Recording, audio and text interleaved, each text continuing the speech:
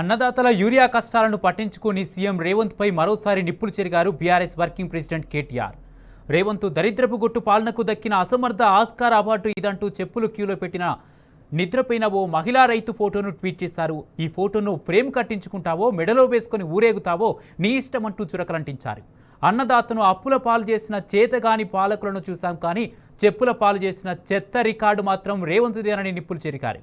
బస్తా యూరియా కోసం రైతు బతుకును బజారున పడేశామంటూ ఆగ్రహం వ్యక్తం చేశారు. అందరి కడుపు నింపే అన్నదాతను పాదరక్షల పాలు చేసిన పాపం ఊరికే పోదంటూ రేవంత్ పై మండిపడ్డారు కేటీఆర్.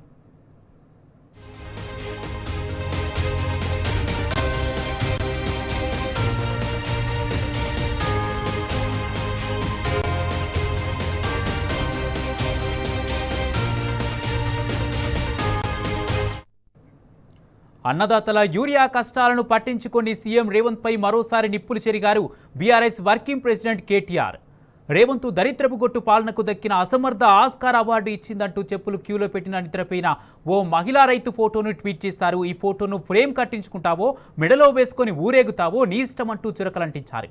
అన్నదాతను అప్పుల పాలు చేసిన చేతగాని పాలకులను చూశాం, కానీ చెప్పుల పాలు చేసిన చెత్త రికార్డు మాత్రం రేవంత్దేనని నిప్పులు చెరిగారు.